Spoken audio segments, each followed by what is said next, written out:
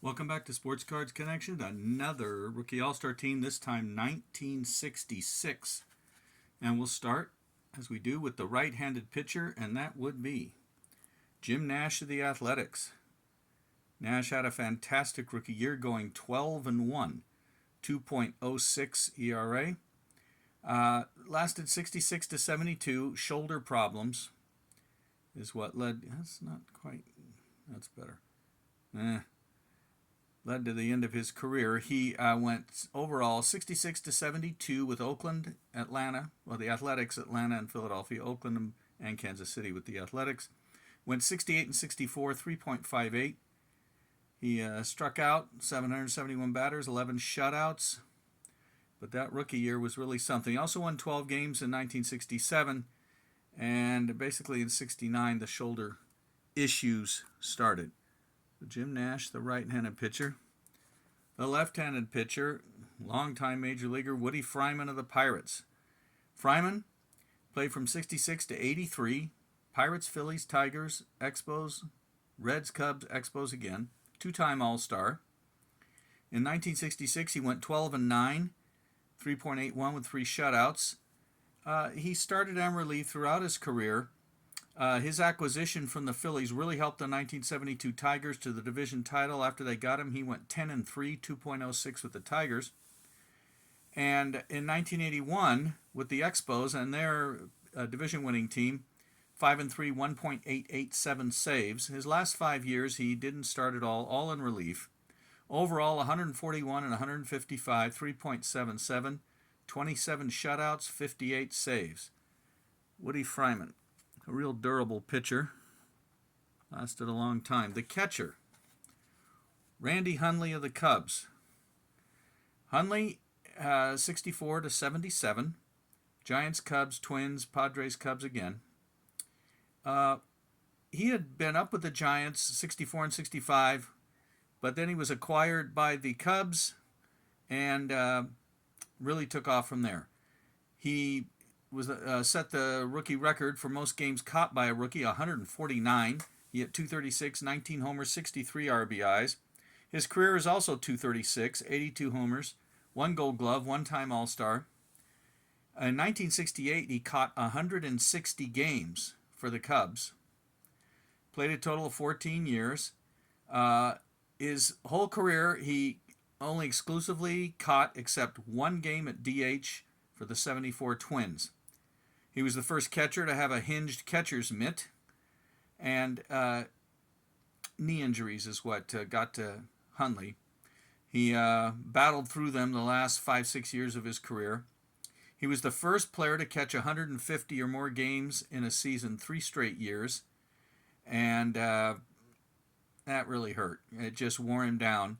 And then the knee injury he tried to play through. After retiring, he originated the idea of the baseball fantasy camps, which are so popular, where former players come and the fans pay for the experience. So Randy Hundley, his son Todd, of course, caught with the Mets and the Dodgers. There we go, Randy Hundley. At first base, George Scott, nicknamed Boomer. Scott, 66 to 79, Red Sox, Brewers, Red Sox, Royals, Yankees.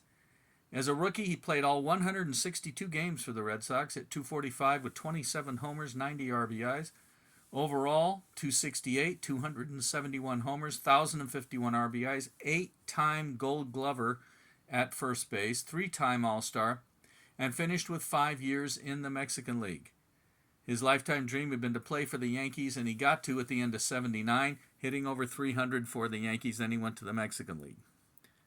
George Scott. At second base, Davey Johnson of the 1966 world champion Orioles. Now, Davey Johnson hit 257, 7 homers, 56 RBIs in 66. Overall, his career, 65 to 78, Orioles, Braves, Yomiuri Giants in Japan, then Phillies and Cubs. Career 261, 4-time All-Star, 3-time Gold Glover, 136 career homers, 1,200 hits. Played in 4 World Series, 2 winners, the 66 Orioles and the 70 Orioles. In 75, after 1 game with the Braves, he went to the Yomiuri Giants. He was there in 75 and 76 in Japan. In 75, he hit only 197, but in 76, he came back, hit 275, 26 homers, 74 RBIs. The Giants won the Central League pennant. Overall, he hit 241 with 39 homers, 112 RBIs in Japan before coming back with the Phillies and the Cubs. He also managed, of course, the 86 Mets to the World Series title, and in 17 years of managing, won 1,369 games. Davey Johnson. Now, I always am mentioning in these if the guy played in Japan, but I never show anything, and I said, well, you should. So here's a 1976 Calby. Actually, let me check the number.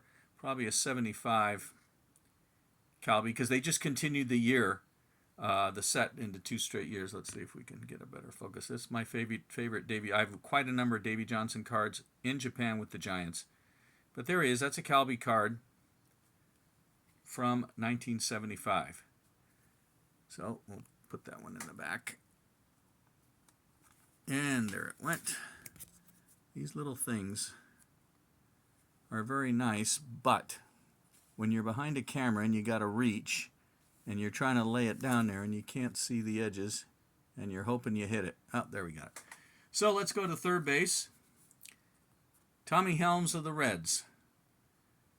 And Helms, who everybody thinks of as a second baseman, quite correctly, but in 1966, he played 113 of the 143 games he ever played at third base that year.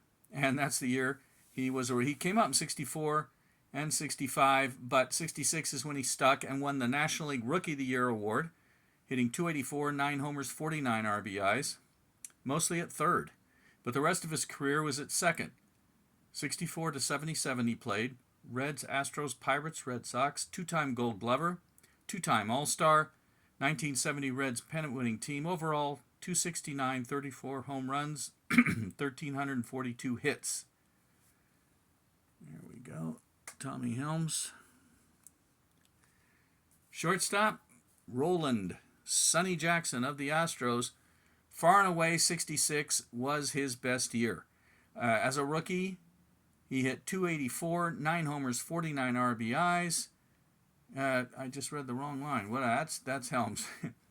He hit 292, 49 stolen bases in 150 games for the Astros, teaming with Joe Morgan as the double play combination.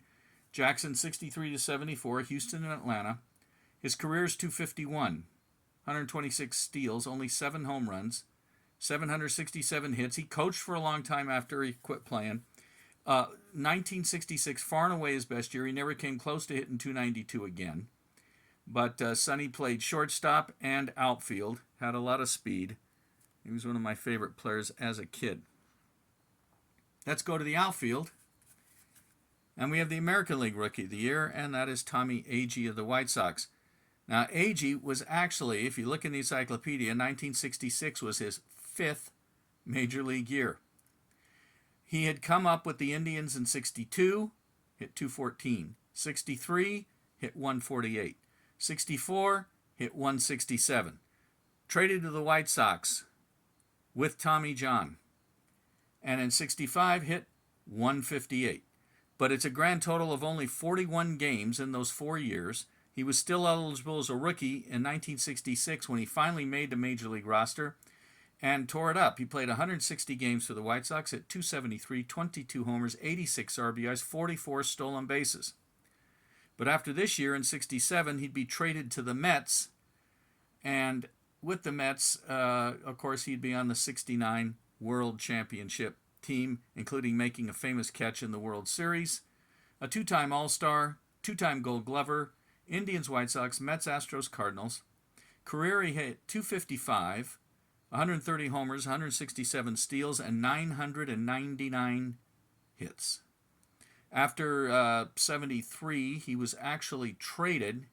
Did I say 73? Yeah, 73. He was traded to the Dodgers by the Cardinals, but they released him in training camp, and I think they basically said he was out of shape, so he never played for the Dodgers. In fact, that was the end of his career after 73. Outfielder number 2, Byron Brown of the Cubs. Brown, 65 to 72, Cubs, Astros, Cardinals, Phillies.